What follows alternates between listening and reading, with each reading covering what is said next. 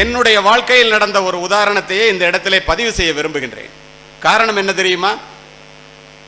என்னை நீங்கள் உதாரணமாக எடுத்துக்கொள்ள வேண்டும் என்பதற்காக அல்ல. இந்தியாவிலே தென்னகத்திலே கடைக்கோடியிலே இருந்து வந்த தமிழகத்தின் ஒரு நாட்டுப்புறத்து சிறுவனால் வாழ்க்கையிலே ஓரளவுக்கு உயர முடிகிறது என்றால் நம்பிக்கை என்ற விதைகளை மட்டுமே சுமந்து வந்த என்னால் முடியும் போது, இங்கே அமர்ந்திருக்கின்ற நண்பர் அசோக் குமாரால் முடியும் போது ஒரு IPS அதிகாரியாக உயர்வதற்கு உங்களால் ஏன் முடியாது? SSLC படிச்சு பாஸ் பண்ணோன்னா எங்க அப்பாவுக்கு என்ன வந்து டாக்டர் ஆகணும்னு ஆசை. எங்க அப்பாட்ட 300 ரூபா தான் பணம் இருந்துச்சு. அப்போ 40 வருஷத்துக்கு முன்னாடி டாக்டர் ஆகணும்னா 3000 ரூபாய் இருந்தா டாக்டர் ஆயிடலாம். என்னை அழைச்சிட்டு எங்க அப்பா தஞ்சாவூர் போறாங்க. நடந்த சம்பவம், கதை அல்ல, நிஜம். கொடிது கொடிது வறுமை கொடிது, அதனினும் கொடிது இளமையில் வறுமை. வறுமையான குடும்பத்திலிருந்து வந்த மாணவ மாணவிகளுக்கு அது தெரியும், பெரும்பாலானோருக்கு தெரியும்.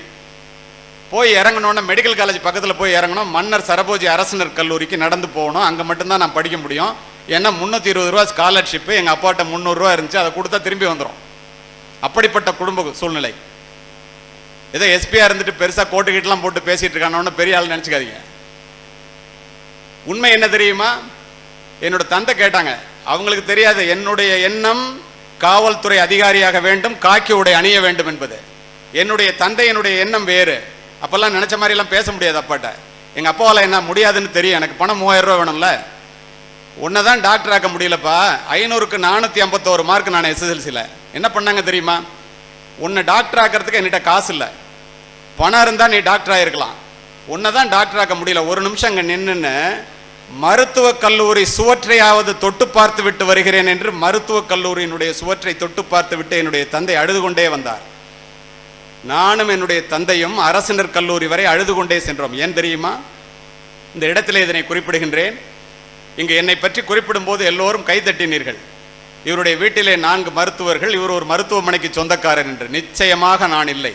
அன்று என்னுடைய மனதிலே என்னுடைய ஏழை தந்தை ஏற்படுத்திய தாக்கம் என்னுடைய பிள்ளைகளிடம் நானும் என்னுடைய மனைவியும் சொல்லி சொல்லி வளர்த்ததனால் இன்று நான் 4 மருத்துவர்கள் என்னுடைய குடும்பத்திலே நான் ஒரு மருத்துவமனைக்கு சொந்தக்காரன் என்றால் அத்துணை பெருமையும் என்னை பெற்றெடுத்த தந்தையே சார்.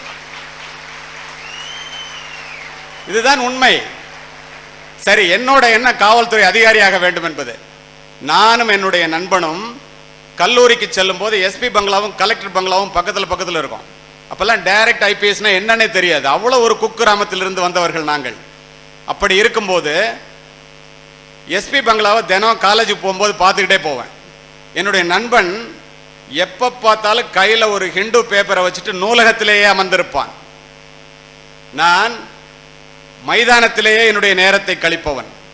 ஒரு நாள் ஒரு எஸ்பி பங்களாவில் நின்று எஸ்பியினுடைய கார் சிவப்பு விளக்கு சுழல 1111 ஒரு அம்பாசிடர் காரில் காக்கி உடை அணிந்து ஒரு V ஷேப் எக்ஸசைஸ் பாடியில் ஆஜானு பாகுவா பெரிய மீசை வச்சுட்டு ஒரு அதிகாரி வந்தார். 2 பேரும் நின்றுட்டு இருக்கிறத பார்த்தார். ஏன்டா காலேஜுக்கு போகலையான்னு கேட்டார். உங்களை மாதிரி ஆகணும்னா என்ன பண்ணணும்னு கேட்டேன். 1974ஆம் ஆண்டு. உடனே காரை விட்டு இறங்கி நீ முதல்ல போய் NCCல சேரு, ரைஃபிள் கிளப்பில் சேரு, ஓடணும் ஒடியாரணும் கயிறு ஏறணும், அப்போதான் நீ போலீஸ் ஆஃபீஸர் ஆக முடியும்னாரு. என்னுடைய நண்பன் அதை பற்றி சிறிது கூட கவலைப்படவில்லை. கல்லூரி நேரம் போக மீதி நேரத்தை மைதானத்திலே கழித்தேன். அவன் கல்லூரி நேரம் போக மீதி நேரத்தை நூலகத்திலே கழித்தான். சர்வீஸ் கமிஷன் எக்ஸாம் வந்துச்சு. Emergency period. 1976 பேட்ச்னாலே எமர்ஜென்சியில் ஒழுங்கா தேர்ந்தெடுக்கப்பட்டவர்கள் என்று நண்பர் அசோக் குமார் அவர்களுக்கு தெரியும். இதுக்கு போனோம் பரீட்சைக்கு. நான் பாஸ் பண்ணிட்டேன். அவன் நூலகத்தில் மட்டும் இருந்ததுனால இண்டோரில் வந்து நிறைய மார்க், அவுட்டோரில் குறைஞ்சி போச்சு. அவன் அதை பற்றி கொஞ்சம் கூட கவலைப்படலை. பயிற்சிக்கு சென்று பல இடங்களிலே பணிபுரிந்து சிறப்பு பதவி உயர்வை பெற்று, இந்த இடத்துல உங்களுக்கு ஒன்று சொல்லிக்கிறேன். எங்கள் பேட்சில் மொத்தம் 300 பேர். அதில் சிறப்பு பதவி உயர்வு பெற்று எஸ்பி அந்தஸ்துக்கு உயர்ந்தவர்கள் 2 பேர். ஒன்று நண்பர் அசோக் குமார், ஒன்று நான். 2 பேரும் உங்கள் கல்லூரிக்கு வந்திருக்கோம். இதை சொல்றதெல்லாம் எதுக்கு தெரியுமா? நீங்க அப்படி ஆகணுங்கிறதுக்காக. உடனே சர்வீஸ் கமிஷனில் செலெக்ஷனில் ஆகி நான் போய் கோயம்புத்தூர், தஞ்சை, சென்னை எல்லா இடத்துலையும் வேலை பார்த்துட்டு பதவி உயர்வை பெற்று, மாணவர்களே மாணவிகளே, எந்த எஸ்பி பங்களாவை பார்த்து கொண்டு கல்லூரிக்கு சென்றேனோ அதே எஸ்பி பங்களாவிலே காவல்துறை அணிவகுப்பு மரியாதையை ஏற்று சிவப்பு விளக்கு சுழல மாவட்ட கண்காணிப்பாளராக என்னுடைய மனைவியுடன் குடிபுகுந்தேன்.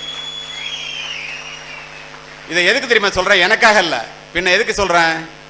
பதவி ஏற்று முடித்துவிட்டு மரியாதை நிமித்தமாக மாவட்ட ஆட்சித்தலைவரை பார்ப்பதற்காக சென்றேன். மாணவர்களே, மாணவிகளே, அங்கே நூலகத்திலே அதிக நேரம் இருந்த என்னுடைய நண்பன் கலெக்டராக மாவட்ட ஆட்சித்தலைவராக அமர்ந்திருந்தார். இப்ப தெரியுதா? நீ என்னவாக வேண்டும் என்று நினைக்கிறாயோ அதுவாகவே ஆகிவிடுவாய். நினைக்கிறதுல என்ன கஷ்டம்? மாணவிகளா அங்க உட்கார்ந்து இருக்கிறீங்க. மாணவிகளுக்காகவே இன்னொரு நிகழ்வை பதிவு செய்கின்றேன். பெண்களினுடைய திறமை எவ்வளவு பெரியது என்று பார்த்துக் கொள்ளுங்கள். அகில இந்திய அளவிலே 3 முறை துப்பாக்கி சுடும் போட்டியிலும் புலனாய்விலும் தங்கப்பதக்கம் பெற்றவர் என்றவன எல்லாரும் கை தட்டினீங்க. உண்மை. ஆனால் 4வது முறையாக நான் தங்கப்பதக்கம் பெறுவேன் என்று என்னை தேர்வு செய்து இந்த தமிழக காவல்துறை காஷ்மீர் மாநிலத்திற்கு அனுப்புகின்றது. முயற்சிக்கு முன்னால் வருகின்ற தயக்கமும் வெற்றிக்கு பின்னால் வருகின்ற மயக்கமும் ஒரு மனிதனுடைய முன்னேற்றத்தை கெடுத்துவிடும் என்பதை எனக்கு சொல்லித்தர அப்போது ஆள் இல்லை. வெற்றிக்கு பின்னால் வருகின்ற மயக்கத்தோடு செல்கின்றேன். 4 முறை நம்ம ஆல் இண்டியாவில் ஷூட்டிங் காம்படிஷனில் இன்வெஸ்டிகேஷனில் பெருசாக சாதிச்சிருக்கோம். இப்போ யார் நம்மளை ஜெயிக்க முடியும்னு நினச்சிட்டு போகிறேன். 3 முறை நான் தங்கப்பதக்கம் பெறும்போதும் அச்சுதன் நாயர் அப்படின்னு ஒருத்தர் வருவார் கேரளாவிலிருந்து. 1/2 மார்க் 1 மார்க்கில் அவருக்கு எனக்கும் போட்டியாக இருக்கும். நாக் அவுட் சிஸ்டத்தில் எல்லாரும் அவுட் ஆயிடுவாங்க. கடைசியில் 2 பேர் நிற்போம் 3 தடவையும். அவரை விட 1/2 மார்க் 1 மார்க்கில் நான் ஜெயிச்சிருவேன். அவர் அதை பற்றி கொஞ்சம் கூட கவலைப்பட மாட்டார். நான் அவரை ரொம்ப அலட்சியமாக பார்த்துட்டு போவேன். வெற்றிக்கு பின்னால் வருகின்ற மயக்கம். 4வது முறையாக செல்லுகின்றேன். உங்களுக்கு தெரியும், 50லேருந்து 100 கஜ தூரம் வரைக்கும் டிஃப்ரெண்ட் டிஸ்டன்ஸில் டார்கெட் இருக்கும். 6 ரவுண்டு ஃபயர் பண்ணணும். புல்லில் அடித்தா 5 மார்க். புரிகிற மாதிரி இருக்கணுங்கிறதுக்காக சொல்கிறேன். இன்னரில் அடித்தா 3 மார்க், அவுட்டரில் அடித்தா 1 மார்க். 4வது முறையாக போகும்போது அச்சுதன் நாயர் எங்கேன்னு கேட்டேன். எல்லாரும் அவுட் ஆகிட்டோம், 2 பேர் மட்டும் நிற்கிறோம். அச்சுதன் நாயர் ரிட்டையர்ட் ஆகிட்டாருன்னு எனக்கு மகா மகிழ்ச்சி. ஒரு நாளைக்கு 20 ரவுண்டு ப்ராக்டிஸ் பண்ணிட்டு இருந்தவன் நான். அப்போ நம்மளை யார் ஜெயிக்க முடியும், நமக்கு போட்டியே இல்லைன்னு. ஒரு பொண்ணு நின்றுச்சு. கேரளத்திலிருந்து IPS அதிகாரி, அபர்ணா என்று பெயர். 2 பேரும் 6 ரவுண்டு கொடுக்கும்போது நான் ரொம்ப புத்திசாலித்தனமாக நினைக்கிறதா நினச்சி இந்த பொண்ணுக்கு ஒரு இன்ஃபீரியாரிட்டி காம்ப்ளெக்ஸை உண்டாக்கிடுவோம். டாஸ் போடுவாங்க, கிரிக்கெட் மாதிரி எதிரியினுடைய பலம் என்ன என்று தெரிந்து கொண்டு அதற்கு பிறகு சுடுவதற்காக. டாஸ் எல்லாம் வேண்டாம், நான் முன்னாடி சுடுறேன். இப்படி உட்கார்ந்த உங்களை மாதிரி உட்கார்ந்த பொண்ணு இப்படின்னு கை காமிச்சிச்சு. நீ சுடுடாங்குது. நான் சுட்டேன். 6 ரவுண்டில் 5 ரவுண்டு புல், 1 ரவுண்டு இன்னர். என்னுடைய பிராக்டிஸில் கூட அப்படி சுட்டது கிடையாது. நான் தான் ஜெயிப்பேன்ட்டு உட்கார்றேன். பக்கத்தில் நிறைய அதிகாரிகள் இருக்காங்க. சைலேந்திர பாபு அதிகாரிலேருந்து ஆரம்பித்து துப்பாக்கி சுடுவதில் யாரெல்லாம் பெரிய அதிகாரியோ அத்தனை பேர் இருக்காங்க. அந்த பொண்ணு சுட்டுச்சு. அதுவும் 6 ரவுண்டுக்கு 5 ரவுண்டு புல்லு. நானும் 6 ரவுண்டுக்கு 5 ரவுண்டு புல்லு. பிராக்டிஸில் கூட நான் அப்படி சுட்டது கிடையாது. வால்டர் தேவாரம்னு கேள்விப்பட்டிருப்பீங்க. நான் சொல்றது 1984ஆம் வருடம். அவர் உடனே டார்கெட்டை பாருனார். டார்கெட்டை பார்த்தேன். அந்த பொண்ணு மனசுல பயத்தை உண்டாக்க வேண்டிய நான், என் மனசுல பயம் உண்டாயிடுச்சு. என்னுடைய துப்பாக்கி குண்டுகள் துளைத்ததை விட அந்த பெண்ணினுடைய துப்பாக்கி குண்டுகள் துளைத்தது நெருக்கமாக இருந்தது. குரூப்பிங்னு சொல்லுவாங்க. என்னடா அது சிக்கலா இருக்குமே அப்படின்னு நினைச்சு நடந்து வந்தேன். ஜட்ஜு கேட்டார், ஈக்குவல் மார்க் டாஸ் போட்டுடலாமான்னு கேட்டார். நான் உடனே எஸ்ன்னு. ஏன் தெரியுமா? தோத்தா கூட டாஸ்ல தோத்தோன்னு சொல்லிக்கலாம். அந்த பொண்ணு அங்கே வச்சு, mister Kaliyamoorthy, this is not a game of chance, it is a game of skill. இது சீட்டு குலுக்கி போட்டு முடிவு பண்றது இல்லடா, திறமையின் அடிப்படையில் முடிவு பண்றது. உனக்கு தைரியம் இருந்தா வா, திரும்ப சொல்லலாம்னு கூப்பிடுச்சு.